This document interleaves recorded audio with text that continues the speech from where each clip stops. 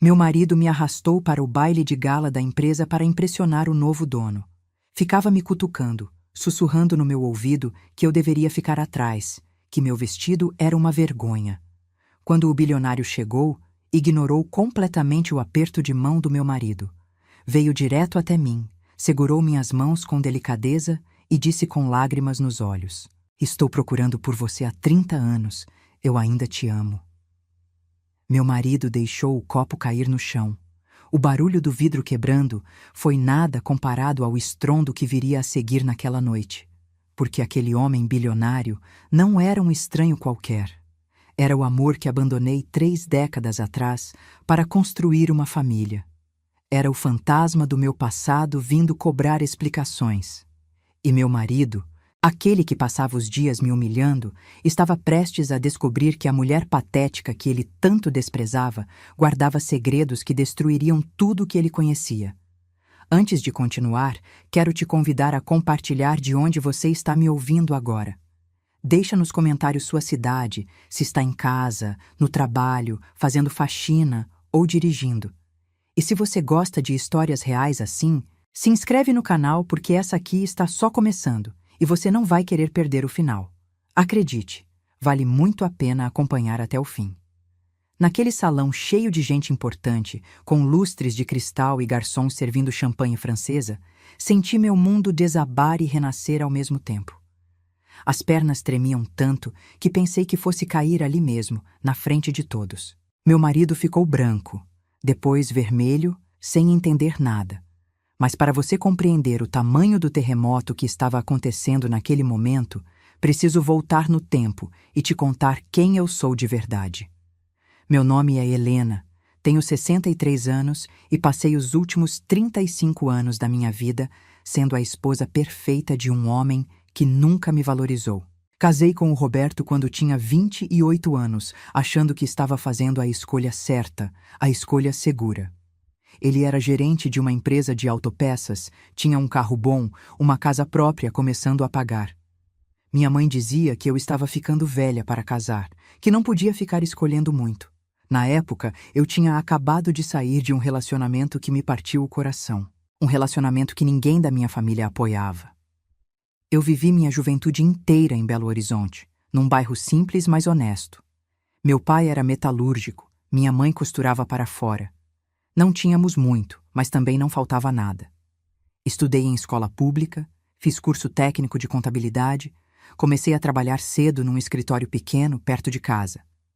Foi lá que conheci o Rafael. Ele era estagiário de engenharia, bonito demais, inteligente, cheio de sonhos. A gente se apaixonou daquele jeito que só se apaixona quando se tem 20 e poucos anos e o mundo inteiro pela frente. O Rafael vinha de uma família com um pouco mais de recursos que a minha. O pai dele tinha uma construtora pequena, mas que ia bem. Ele estudava numa universidade particular, coisa rara na época. A gente namorou escondido por meses, porque minha família achava que eu estava sonhando alto demais, que aquele rapaz nunca ia me levar a sério.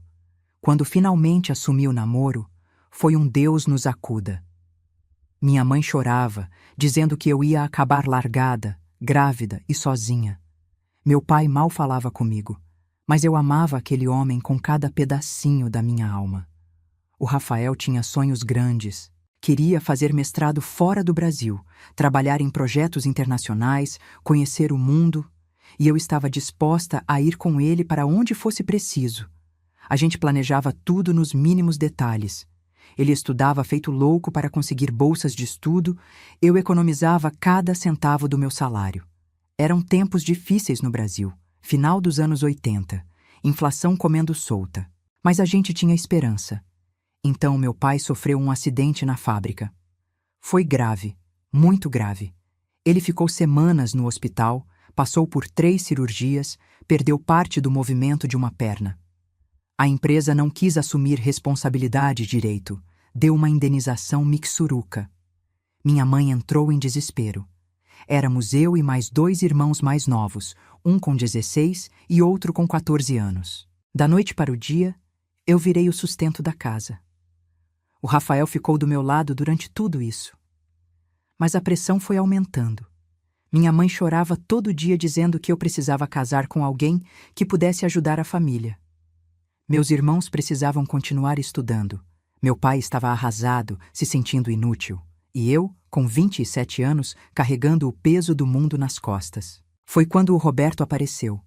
Ele era cliente do escritório onde eu trabalhava. Começou a me fazer convites, me chamava para jantar, mandava flores. Era insistente, mas respeitoso. E, principalmente, era estável. Ganhava bem. Tinha aquela casa própria. Minha mãe achou que era a salvação da família. Meu pai, da cama do hospital, me pediu que pensasse com a cabeça e não com o coração. O Rafael tinha conseguido a bolsa para estudar na França. Era a chance da vida dele, de realizar tudo que sempre sonhou. Ele me pediu em casamento antes de me contar sobre a bolsa. Mas eu já estava tão esgotada emocionalmente, tão pressionada, que quando ele falou que partiria dali a 3 meses, eu entrei em pânico. Eu não podia ir com ele. Não naquele momento. Minha família estava dependendo de mim. Eu disse não. Disse que ele deveria ir, seguir seus sonhos, que eu não podia abandonar minha família naquele momento tão crítico.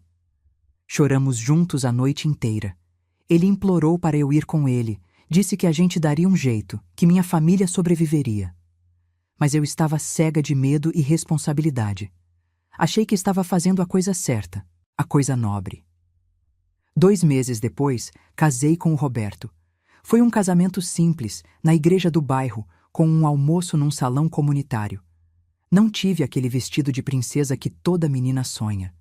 Não senti aquela alegria transbordando. Mas me convenci de que estava fazendo o melhor para todos. O Roberto ajudou minha família com as dívidas do hospital. Meus irmãos puderam continuar estudando. Meu pai conseguiu fazer fisioterapia. E eu enterrei meu coração junto com meus sonhos. O Rafael partiu para a França 1 semana depois do meu casamento. Não foi na cerimônia, mas me mandou uma carta. Guardo ela até hoje, escondida no fundo de uma caixa de sapatos velha no armário. Ele escreveu que me amaria para sempre, que respeitava minha escolha, mas que nunca esqueceria o que vivemos. Que se algum dia eu precisasse dele, ele estaria lá. Chorei tanto lendo aquela carta que fiquei doente, de cama, por 3 dias. Disse ao Roberto que era gripe. Os primeiros anos do casamento foram suportáveis. O Roberto não era carinhoso, mas também não era ruim. Trabalhava muito, chegava em casa cansado, jantava assistindo televisão, dormia. Nos finais de semana, ia jogar futebol com os amigos ou ficava mexendo no carro. Eu cuidava da casa, cozinhava, lavava, passava. Trabalhava meio período no escritório para ter meu próprio dinheiro. Ajudava minha família sempre que podia. Tivemos uma filha, a Júlia. Ela nasceu 2 anos depois do casamento e foi a luz da minha vida. Toda a capacidade de amar que eu tinha guardada transbordou naquela criança. Cuidei dela com toda a dedicação do mundo. O Roberto era pai ausente, daqueles que acham que o papel de homem é só trabalhar e trazer dinheiro para casa. Nunca trocou uma fralda, nunca acordou de madrugada, nunca foi a uma reunião de escola. Conforme os anos foram passando, o Roberto foi ficando cada vez mais crítico comigo. Reclamava da comida, da casa, do meu corpo que tinha mudado depois da gravidez. Comparava-me com as esposas dos colegas de trabalho. Dizia que eu não me cuidava, que tinha me largado. Mas como me cuidar se eu trabalhava? Cuidava da casa inteira, da filha, e ainda ajudava minha mãe, que tinha ficado viúva. Meu pai faleceu quando a Júlia tinha 5 anos. O coração não aguentou tantas complicações de saúde. Foi um golpe terrível. Minha mãe veio morar com a gente por um tempo. O Roberto reclamou tanto que depois de 6 meses consegui um apartamentinho simples para ela, que ajudava a pagar. Meus irmãos já estavam criados, trabalhando, mas eu nunca deixei de ser a irmã mais velha que todos procuravam quando precisavam. Eu fui ficando invisível dentro do meu próprio casamento. O Roberto mal olhava para mim. Conversávamos apenas sobre assuntos práticos, contas a pagar, problemas da casa, decisões sobre a Júlia. Ele ia subindo na empresa, ficando cada vez mais metido, mais convencido. Começou a frequentar clubes, fazer relações com gente importante, e eu ficava cada vez mais apagada ao lado dele. A Júlia cresceu e foi para a universidade em São Paulo. Ela conseguiu passar em direito numa universidade pública lá. Foi embora de casa com 19 anos.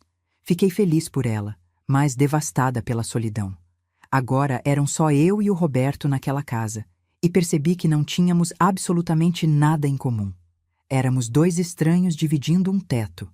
Foi nessa época, quando eu estava com 50 e poucos anos, que comecei a me questionar sobre as escolhas que tinha feito na vida.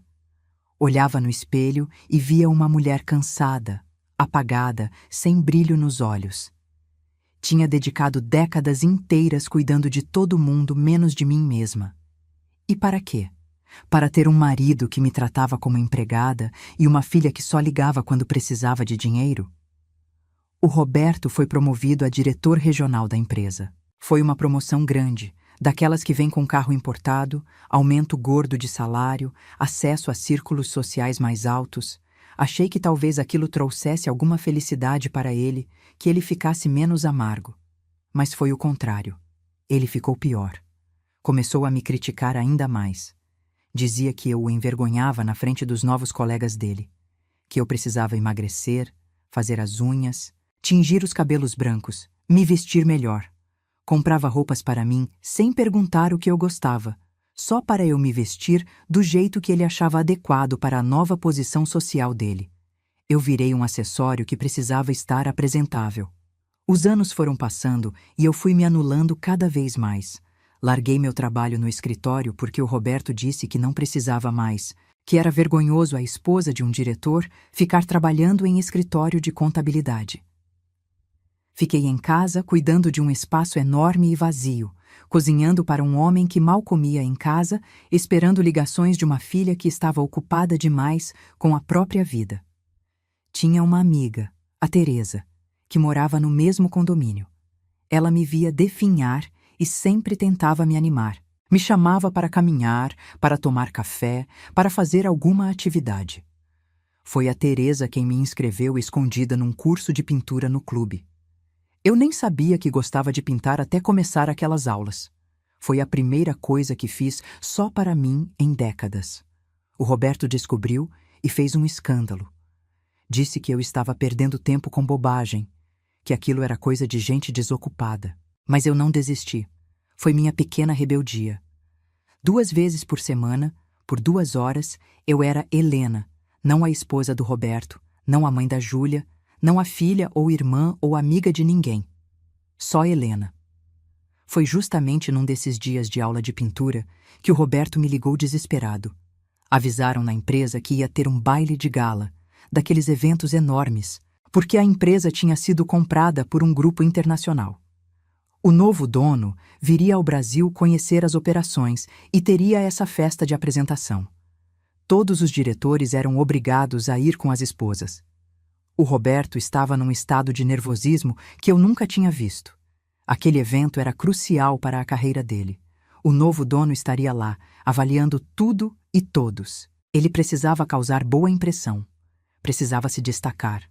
E eu, claro, não poderia envergonhá-lo. Nas semanas que antecederam o baile, ele me arrastou para salão de beleza, personal stylist, nutricionista. Queria me transformar em algo que eu não era. Comprou um vestido para mim, um modelo social clássico, azul marinho, sem graça nenhuma.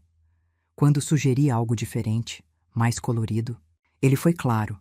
Você não está indo lá para aparecer, está indo para não me envergonhar. Aceitei tudo calada. Era o que eu tinha aprendido a fazer melhor durante todos aqueles anos. Aceitar, calar, obedecer. Tinha me tornado expert em engolir minha própria vontade, minha própria voz. Mas algo dentro de mim começou a incomodar. Uma pontinha de revolta que eu não conseguia mais ignorar completamente. A Teresa percebeu meu estado. Na véspera do baile, ela apareceu na minha casa com uma sacola. Dentro tinha um vestido vermelho lindo, elegante, mas com personalidade. Ela disse que tinha comprado para ela, mas não tinha servido, que queria que eu experimentasse. Quando vesti aquele vestido, me vi no espelho e pela primeira vez em anos reconheci um lampejo da Helena que eu tinha sido um dia. A Helena que tinha sonhos, que amava com intensidade, que tinha luz própria.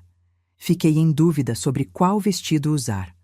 O azul marinho sem graça que o Roberto escolheu ou o vermelho que me fazia sentir viva.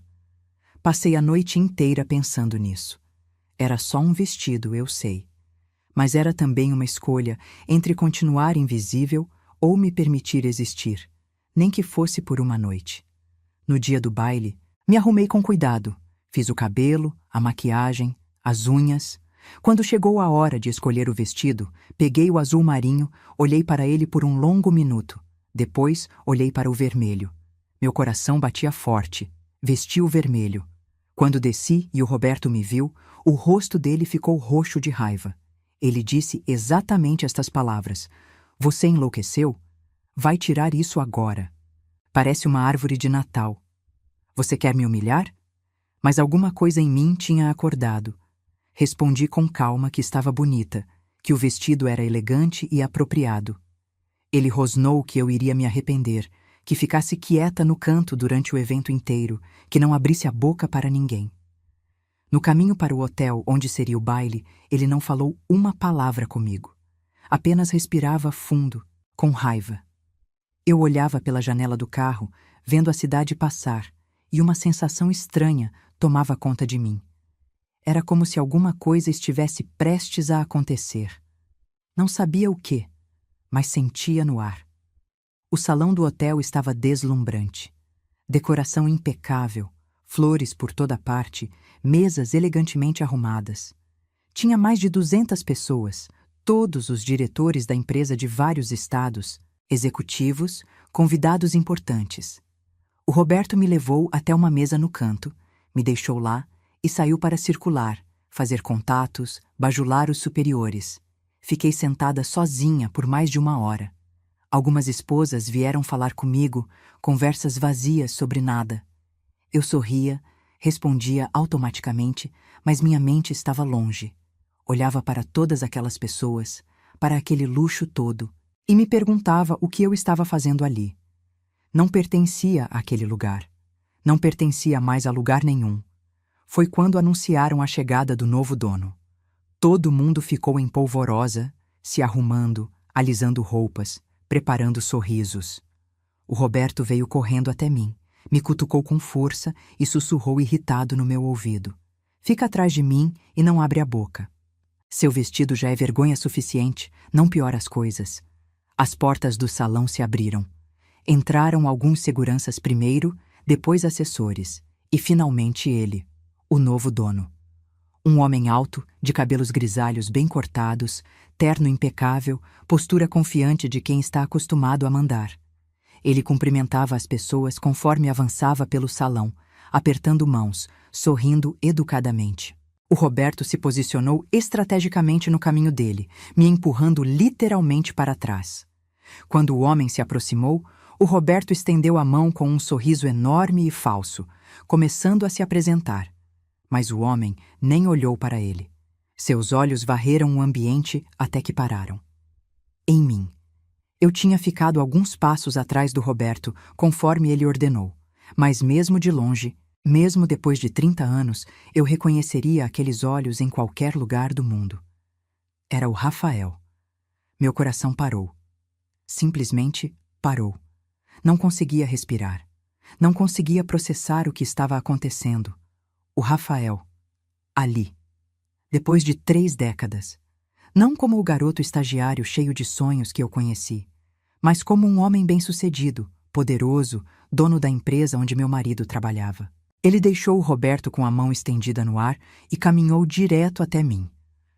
Cada passo que ele dava parecia durar uma eternidade. Eu estava congelada, incapaz de me mover. Quando chegou na minha frente, ele segurou minhas mãos com delicadeza.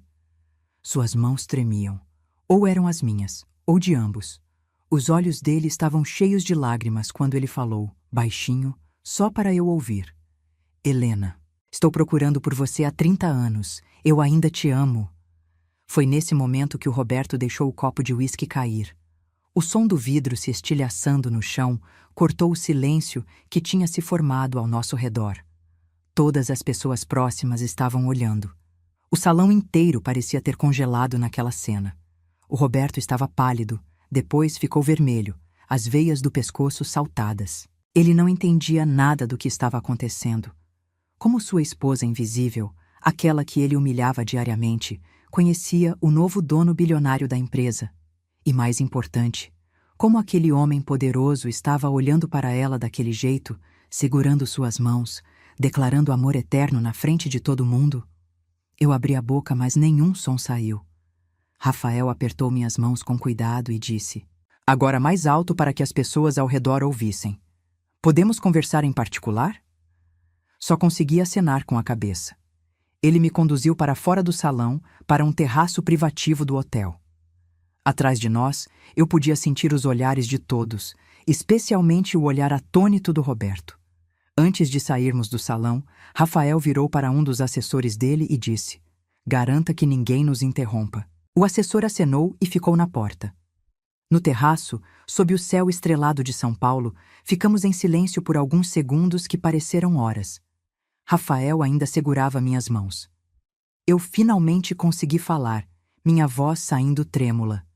"Rafael, eu não entendo. O que você está fazendo aqui? Como você me encontrou?" Ele sorriu, aquele sorriso que eu conhecia tão bem, mas agora com linhas de experiência marcadas no rosto. "Eu nunca parei de te procurar, Helena. Nunca. Quando voltei da França faz 15 anos, tentei te encontrar. Fui até sua antiga casa, conversei com vizinhos. Descobri que você tinha casado, que sua família tinha se mudado. Gastei anos, recursos, contratei pessoas para te rastrearem. Mas você tinha sumido completamente. Eu estava em choque. Ele tinha me procurado. Durante todos aqueles anos, enquanto eu definhava num casamento morto, ele me procurava. Mas por quê? Perguntei. Por que gastar tanto tempo, tanto esforço? Porque você foi o amor da minha vida, Helena. Porque não passou um único dia em todos esses 30 anos que eu não pensei em você. Porque construí tudo o que construí, achando que um dia te encontraria e poderia te dar o mundo que prometi quando éramos jovens. Comecei a chorar. Décadas de emoções reprimidas jorraram para fora. Eu me casei, Rafael. Tenho uma filha.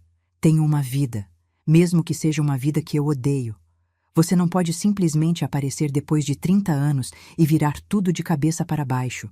Ele soltou minhas mãos e passou os dedos pelos cabelos, um gesto nervoso que eu me lembrava tão bem. Eu sei. Desculpa parecer assim. Mas quando finalmente te encontrei, há 3 meses, e descobri que você era casada com um diretor da empresa que eu estava comprando, eu não consegui ficar longe. Precisava te ver. Precisava saber se você era feliz. Como você me encontrou? Perguntei. Ele explicou que tinha comprado várias empresas no Brasil nos últimos anos. Parte de sua estratégia de expansão, mas também parte de sua busca por mim. Ele sabia que eu tinha casado com alguém que trabalhava em alguma empresa, mas não sabia qual.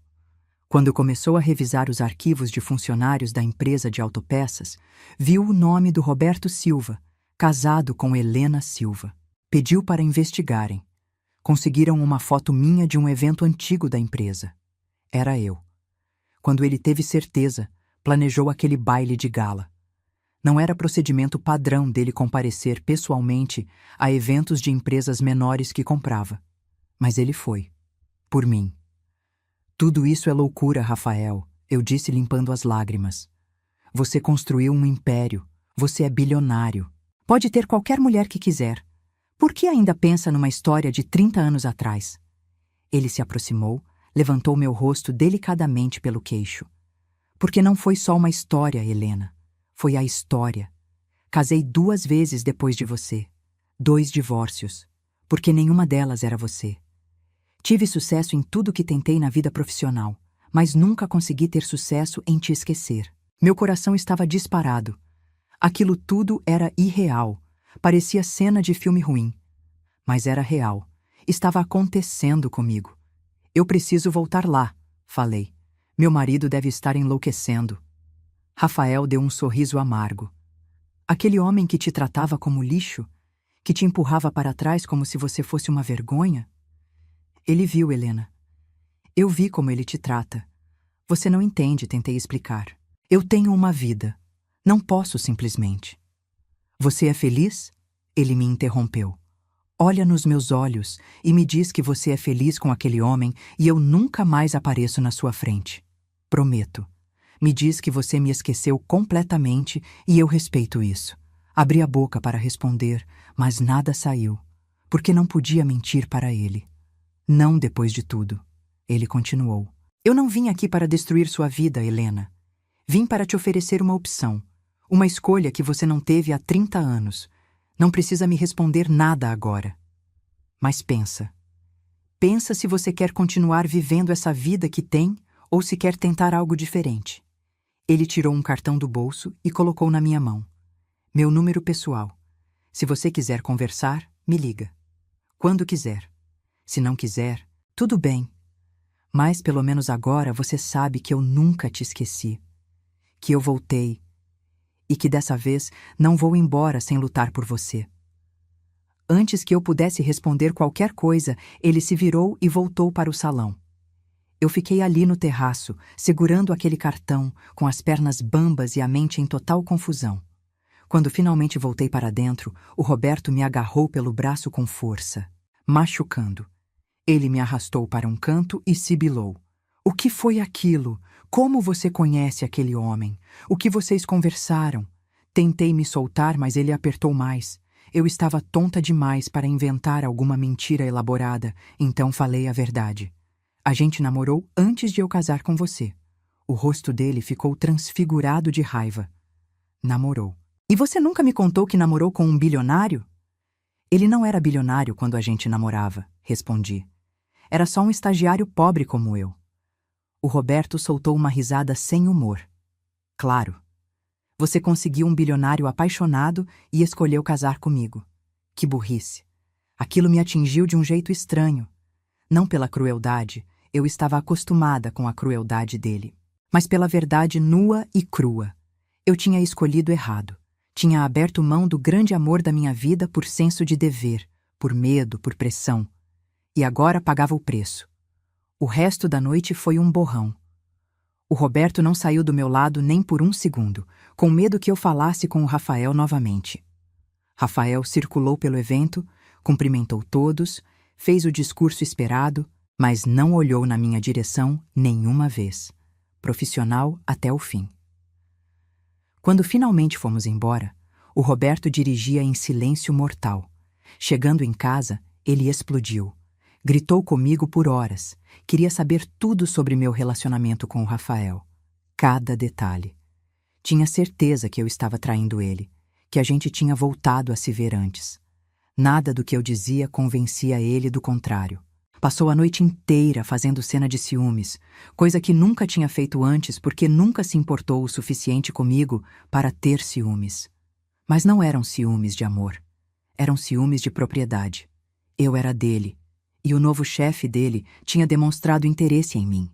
Aquilo o deixava louco. Nos dias seguintes, ele me vigiava. Checava meu celular, meus e-mails, me ligava várias vezes por dia querendo saber onde eu estava. Estava paranoico. Ao mesmo tempo, ficou obcecado em descobrir tudo sobre o Rafael. Pesquisava na internet, lia artigos sobre ele, sobre os negócios dele. Descobriu que o Rafael era realmente bilionário. Tinha construído um império de empresas de tecnologia e engenharia, com operações em 12 países. Era respeitado internacionalmente. Solteiro. E agora dono da empresa onde o Roberto trabalhava. Aquilo deixou o Roberto completamente desequilibrado. Ele oscilava entre me xingar por ter deixado escapar um bilionário e ter medo de perder o emprego. Porque se o Rafael ainda gostava de mim, e eu era maltratada pelo marido, certamente o Rafael poderia me vingar demitindo o Roberto. Eu, por minha vez, estava num turbilhão emocional. Guardava o cartão do Rafael escondido, olhava para ele todos os dias. Queria ligar. Não queria ligar. Tinha medo, tinha esperança. Estava confusa. A Teresa foi a única pessoa com quem conversei sobre tudo. Ela ficou chocada com a história toda. Me incentivou a pelo menos conversar com o Rafael. Você passou a vida inteira sacrificando sua felicidade pelos outros, Helena. Quando é que vai fazer algo por você? Mas eu tinha medo. Medo de me iludir. Medo de destruir tudo. medo de ser feliz. Porque quando a gente passa tanto tempo sendo infeliz, a felicidade assusta. Passou 1 semana, 2 semanas. O Roberto foi ficando mais calmo conforme nada acontecia na empresa. Ele não foi demitido. Ninguém falou nada sobre aquela cena no baile. A vida voltou ao normal, ou ao que passava por normal na nossa casa. Mas eu tinha mudado. Algo tinha despertado dentro de mim naquela noite. Ver o Rafael tinha me lembrado de quem eu era antes de me perder, antes de me anular, antes de aceitar ser invisível. Comecei a me cuidar mais. Voltei para a academia, tinha parado fazia anos. Comecei a ler de novo. Tinha sido uma leitora voraz na juventude. Passei a pintar mais, não só nas aulas, mas em casa também. Comprei telas e tintas e transformei um cantinho da casa no meu ateliê. O Roberto reclamava, claro, dizia que eu estava desperdiçando o dinheiro dele com bobagens. Mas algo tinha mudado em mim. Eu não ligava mais tanto para as reclamações dele. Uma casca grossa estava se formando ao meu redor. Foi num desses dias, enquanto pintava, que meu celular tocou. Número desconhecido. Atendi. Era o Rafael. Meu coração disparou só de ouvir a voz dele. Ele perguntou se podia conversar, se eu estava sozinha. Disse que sim. Falamos por 2 horas. Ele me contou tudo sobre os 30 anos que passamos separados. Sobre como foi viver na França, o mestrado, as dificuldades. Como começou a trabalhar numa grande empresa de engenharia lá, como foi subindo, como eventualmente abriu a própria empresa. Os desafios, os sucessos, os fracassos. Contou sobre os 2 casamentos frustrados. A primeira esposa era francesa, se casaram por conveniência mais do que amor. Durou 5 anos antes que ambos admitissem que não fazia sentido. A segunda foi brasileira, que ele conheceu quando voltou ao Brasil pela primeira vez. Ele achou que talvez encontrar alguém da sua cultura faria diferença. Mas durou apenas 3 anos. Eu não sabia amar elas como amei você, ele confessou. E não era justo com elas. Então preferi ficar sozinho. Eu também contei minha história. O casamento sem amor, a dedicação à filha, os anos se arrastando, a solidão mesmo estando acompanhada. Chorei falando, ele chorou ouvindo. Antes de desligar, ele disse: "Não quero te pressionar, Helena, mas precisa saber que agora que te encontrei, não vou desistir fácil. Vou te conquistar de novo, do jeito certo, no tempo certo. Pode levar 1 ano, 5 anos, 10 anos. Não importa. Esperei 30, posso esperar mais." Aquelas palavras mexeram comigo de uma forma que não consigo descrever. Alguém disposto a esperar por mim, a lutar por mim, depois de uma vida inteira sendo tratada como descartável. A gente passou a conversar regularmente. Começou com uma ligação por semana. Depois, a cada 2 dias.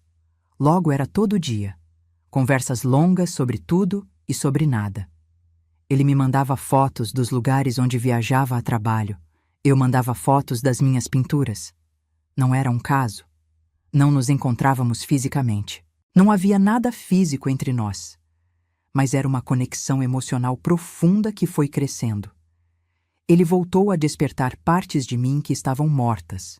Minha curiosidade, minha alegria, minha capacidade de sonhar. O Roberto percebia que eu estava diferente, mas não entendia o porquê. Eu sorria mais, estava mais leve. Ele achava estranho, mas também estava ocupado demais com problemas no trabalho para investigar muito. Porque as coisas na empresa tinham começado a ficar complicadas. O Rafael tinha colocado uma nova gestão no comando, gente dele, competente e exigente. Estava fazendo uma reestruturação profunda.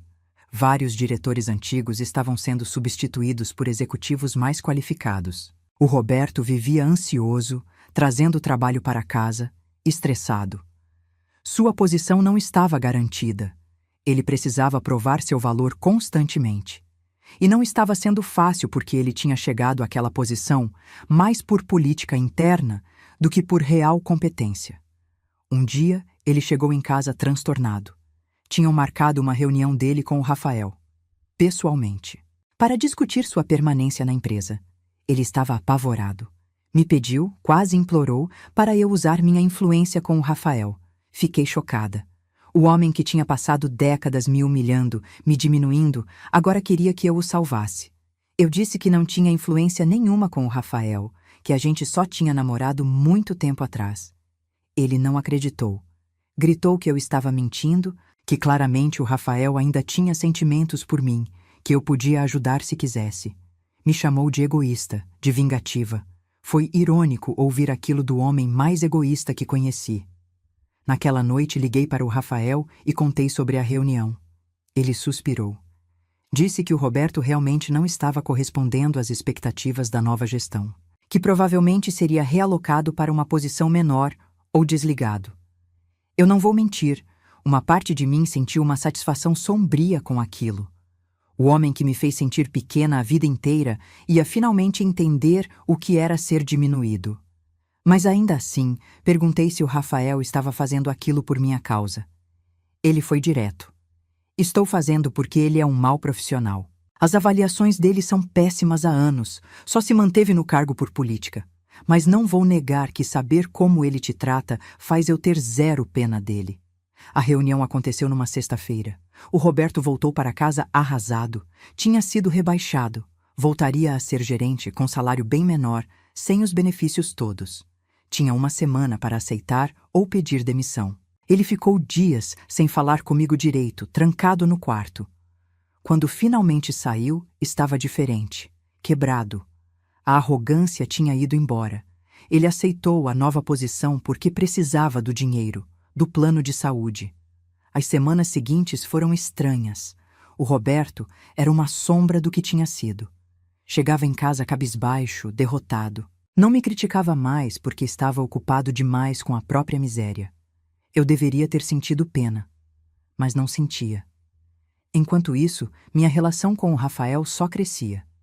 Ele voltava ao Brasil frequentemente a trabalho e a gente começou a se encontrar para tomar café, almoçar, sempre em lugares discretos, nada comprometedor.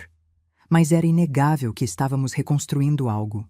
Eu ainda morava com o Roberto, mas éramos completamente desconectados. Vivíamos como colegas de apartamento que mal se toleravam. Não compartilhávamos cama há anos. Não compartilhávamos nada. A Teresa me questionava por que eu não me separava logo. E a verdade é que eu tinha medo. Medo de ficar sozinha. Medo de magoar a Júlia, mesmo ela sendo adulta. Medo de o que as pessoas iam pensar. Medo de estar velha demais para recomeçar. O Rafael tinha paciência. Nunca me pressionou. Só dizia que quando eu estivesse pronta, ele estaria lá. Que não tinha pressa porque sabia que valeria a pena esperar. Foi num daqueles almoços que ele me fez uma proposta. Ele tinha um projeto grande de construção na região de Minas Gerais, perto de onde eu cresci. Precisava de alguém de confiança para gerenciar a parte administrativa local. Alguém com experiência em contabilidade, organizado, responsável. Estava oferecendo o emprego para mim. Fiquei sem palavras. Um emprego. Minha independência financeira de volta. Uma chance de ter propósito novamente. Mas não é por pena? Perguntei. Não é porque você gosta de mim? Ele sorriu. É porque eu confio em você. E sim, porque eu te amo e quero te ter perto. Mas também porque sei que você é competente e preciso de alguém competente. Pensa com carinho. Aquela proposta mexeu comigo profundamente. Representava liberdade. Representava um recomeço. Mas também representava uma decisão.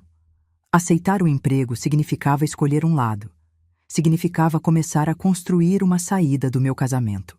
Passei noites sem dormir pensando. A Júlia veio nos visitar naquele fim de semana. Ela tinha 28 anos, era advogada, namorava sério. Conversamos, só nós duas, e eu testei as águas. Perguntei o que ela acharia se eu me separasse do pai. Ela não pareceu nem um pouco surpresa. Mãe, por que vocês ainda estão juntos? É óbvio que você não é feliz há anos. Eu não sou mais criança. Não precisa ficar casada por minha causa. Aquilo foi libertador de ouvir. Minha filha me dava permissão para ser feliz. Liguei para o Rafael naquela noite e aceitei o emprego. Ele ficou tão feliz que consegui ouvir o sorriso na voz dele. Quando contei para o Roberto que tinha arrumado um emprego e que passaria a semana em Minas, voltando só nos fins de semana, ele mal reagiu. Só resmungou algo sobre eu fazer o que quisesse. Ele estava ocupado demais, afundando na própria amargura. Comecei o trabalho um mês depois. Rafael tinha alugado um apartamento pequeno, mas confortável para mim em Belo Horizonte.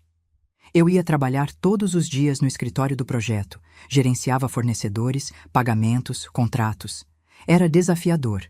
Eu estava enferrujada depois de anos parada, mas era também incrivelmente gratificante. O Rafael passava por lá frequentemente para acompanhar o projeto. A gente trabalhava junto, almoçava junto, conversava por horas e lentamente, naturalmente, fomos nos aproximando de novo. Não era mais só amizade ou nostalgia. Era um amor renascendo, mais maduro agora, temperado por experiência e sofrimento. Foi numa dessas visitas, numa noite depois do expediente, que aconteceu. A gente tinha jantado juntos, conversado sobre o projeto, sobre a vida. Quando ele foi embora, me deu um beijo no rosto, como sempre fazia. Mas dessa vez, eu virei o rosto no último segundo. Nossos lábios se encontraram. O beijo começou suave, mas logo se intensificou. 30 anos de saudade transbordando. Quando nos separamos, estávamos ambos sem ar. Eu ainda sou casada, eu disse. Sempre a pessoa responsável mesmo em momentos assim. Eu sei, ele respondeu. E vou esperar você estar livre. Mas precisava saber se você ainda sente o que eu sinto. Sinto, admiti. Sinto tudo. Aquilo mudou nossa dinâmica. Não nos beijamos novamente nas semanas seguintes, mantivemos uma distância respeitosa, mas ambos sabíamos que era questão de tempo. Nos fins de semana em São Paulo eram cada vez mais difíceis. Eu e o Roberto éramos estranhos completos. Ele mal saía do quarto, tinha engordado, se largado, estava claramente deprimido com a queda de status. Uma parte de mim tinha pena dele, mas era uma pena distante, como se sente de um conhecido que está passando por dificuldades. Não era mais meu parceiro. Não sei se um dia realmente foi. Foi a Júlia quem finalmente me deu o empurrão que precisava.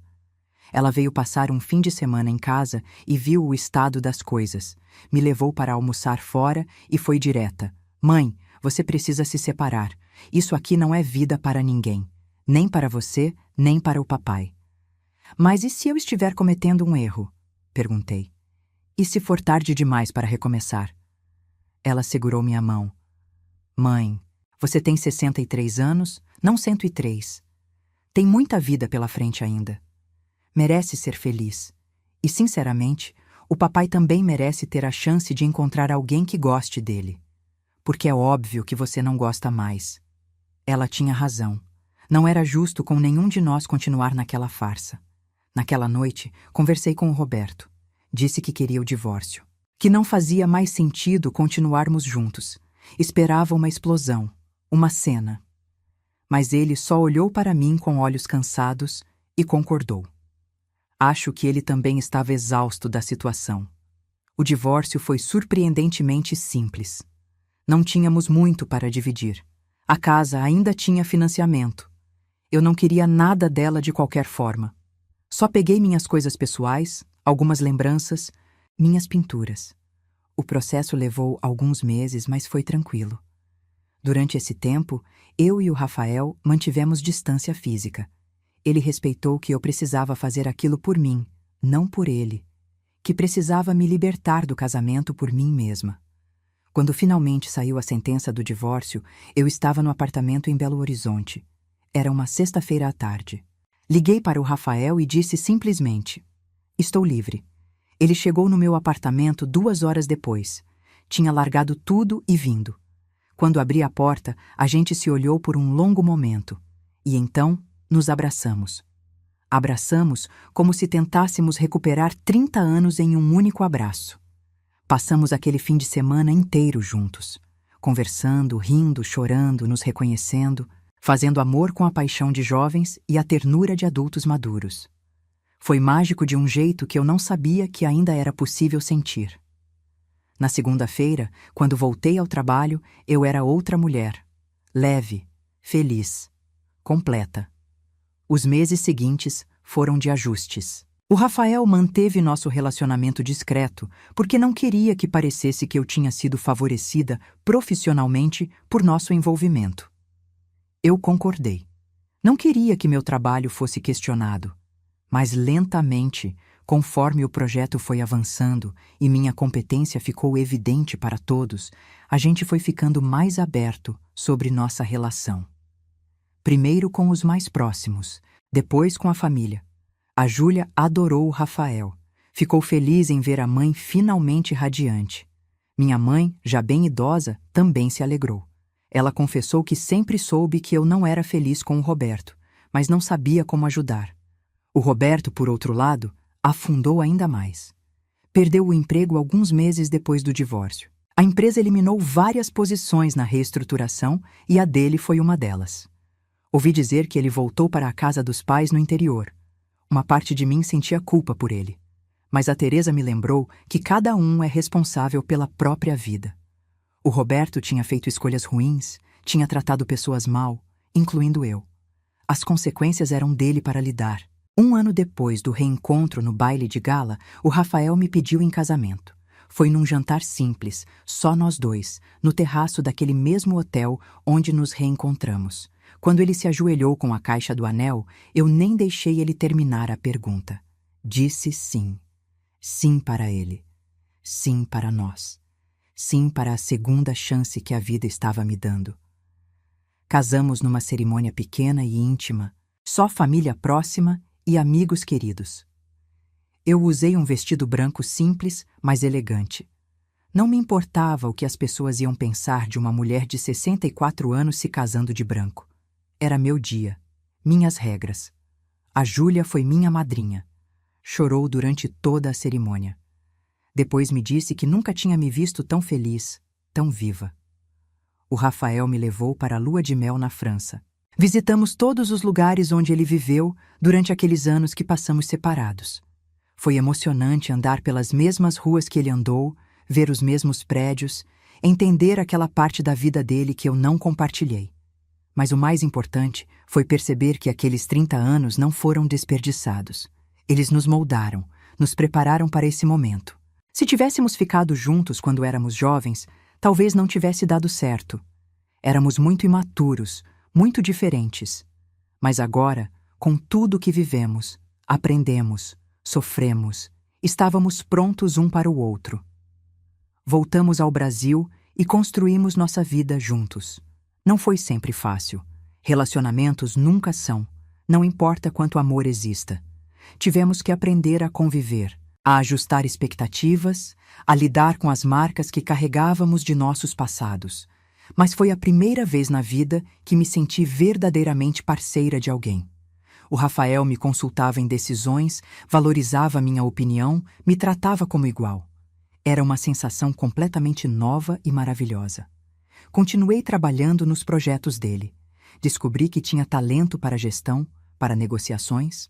O Rafael me incentivou a fazer cursos de atualização, a me desenvolver profissionalmente.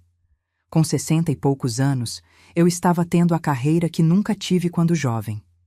Minha relação com a Júlia ficou ainda melhor. Ela se casou 2 anos depois de mim, numa cerimônia linda. Vendo ela no altar, radiante, fazendo uma escolha por amor e não por obrigação, me encheu de alegria. Eu tinha quebrado o ciclo. Minha filha não ia repetir meus erros. A vida não ficou perfeita magicamente. Eu ainda tinha dias difíceis, momentos de ansiedade, fantasmas do passado que me assombravam. Terapia me ajudou muito a processar tudo o que vivi, todo o tempo que perdi, toda a dor que carreguei.